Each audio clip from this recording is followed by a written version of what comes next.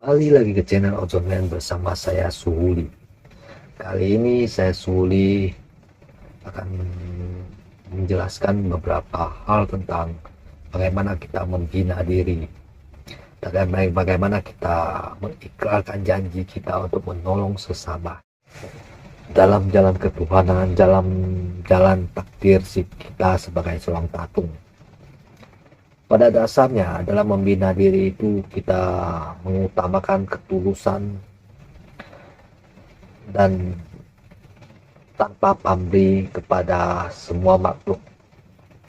Jadi tidak mudah untuk menjadi seorang medium ataupun wadah bagi para dewa. Kita harus murni bertujuan untuk membantu sesama. Kita harus bertujuan untuk mengembangkan jiwa welas asih kita, menjadikan dunia ini sebagai sarana kita untuk membangun karma baik agar kita dapat terlahir ke alam para dewa. Jadi sebagai seorang tatung kita harus mengesampingkan keserakan kita, keinginan kita untuk mencapai hasil duniawi, kekayaan, kenikmatan duniawi dan sebagainya. Jadi saat ini zaman sekarang ini kita bisa melihat banyak sekali tatung ataupun seorang suhu, seorang wadah dewa yang memanfaatkan para dewa untuk mencapai keinginannya dalam hal materi. Kita jangan ikut ajaran-ajaran yang nggak benar, kan? Ajaran-ajaran yang ngaco gitu, ajaran-ajaran yang mengedepankan keduniawian. Bagi setiap pembina diri harus benar-benar fokus untuk membina diri, membersihkan jiwa pikirannya. Saya lihat banyak sekali, saya lihat video cerita-cerita orang, kejadian di mana seseorang memanfaatkan spiritual itu, memanfaatkan jalan ketuhanan untuk meraup keuntungan di berbagai belahan dunia. Keyakinan kita melihat bahkan ada ceramah keagamaan yang kita dikasih tarik tiket seperti itu. Ada juga ajaran-ajaran yang ngaco, yang mengurusin hingga orang-orang buang air besar, buang air kecil dan sebagainya. Ajaran-ajaran yang mengedepankan sesuatu yang sangat tidak masuk akal. Misalnya ajaran yang mengedepankan kekerasan, ajaran yang merasa diri paling baik sehingga menganggap orang lain itu lebih rendah, ajaran-ajaran yang meluhurkan leluhur-leluhur asal dari ajaran tersebut, keyakinan tersebut. Padahal Tuhan Yang Maha Esa memandang segenap semua umat, semua makhluk yang diciptakannya itu sebagai bagian dari dirinya yang menyatu dalam dirinya, memiliki derajat yang sama. Yang membedakan hanya amal perbuatan karmanya saja. Apa gunanya punya ilmu tinggi kalau kita tidak manfaatkan untuk menolong sesama, mengembangkan jiwa welas asih untuk mencapai tingkat pembinaan diri yang lebih tinggi.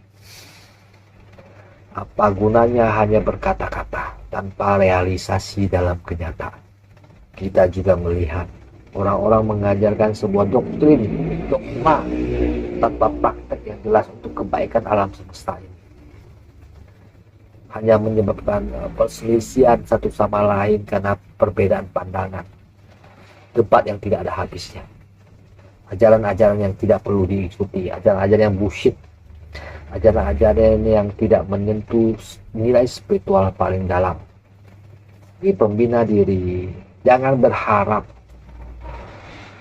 untuk meraih kekayaan, kejayaan dalam jalan spiritual. Dan spiritual adalah jalan ketulusan untuk membantu sesama, membangun karma baik untuk mencapai kedewaan, yang diiringi pembinaan diri yang mendalam dalam keseharian, dalam tingkah laku. Prinsipnya adalah Berbuatlah kebajikan sebaik mungkin. Jikapun tidak mampu berbuat kebajikan, jangan lakukan kejahatan. Jangan lakukan apa yang tidak kita ingin alami pada orang lain.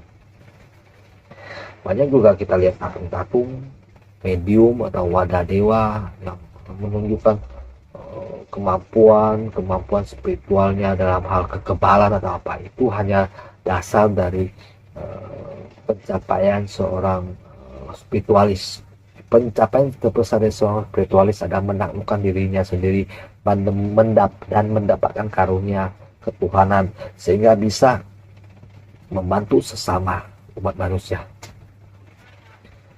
Bukan jalan dimana kita memamerkan kemampuan kebala atau apalah seperti itu. Dalam jalan ketuhanan yang sejati, kita harus membina diri dalam pengendalian dan pengenalan atas diri sendiri. Tidak bisa kita menjadi seorang wadah dewa lalu kita berbuat seenaknya.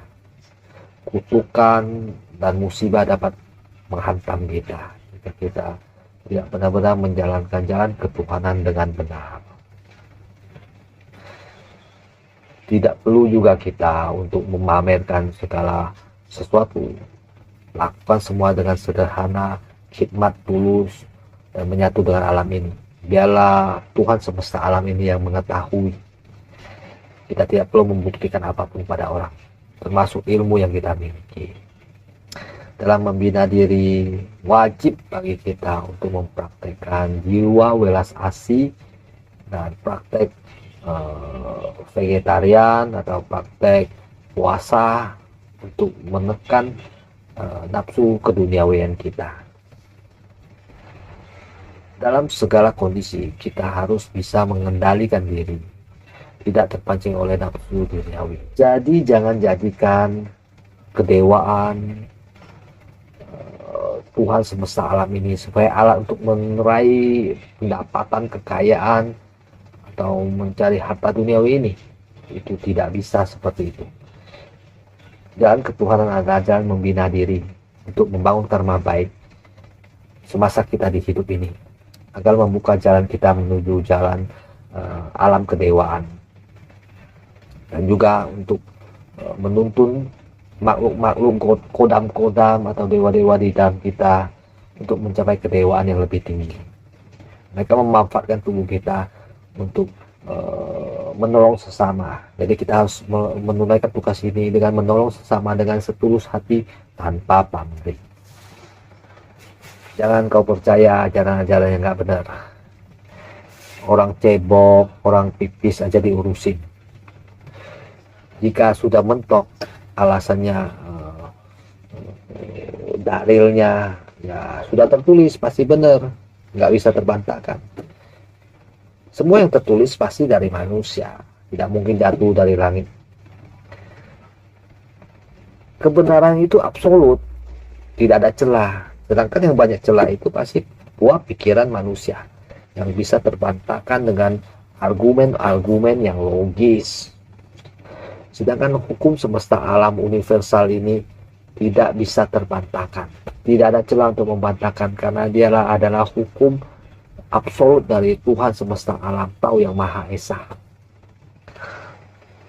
Jadi bagi teman-teman yang ingin membina diri dalam jalan ketuhanan, jangan pernah berpikir untuk memanfaatkan jalan ketuhanan, jalan sebagai wadah para dewa untuk menghasilkan kekayaan atau keuntungan.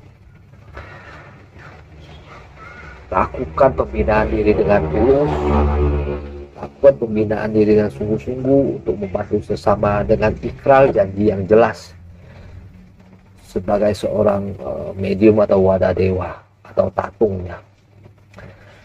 Jangan jadikan itu ajang untuk main-main, untuk pamer-pamer, itu tidak ada gunanya.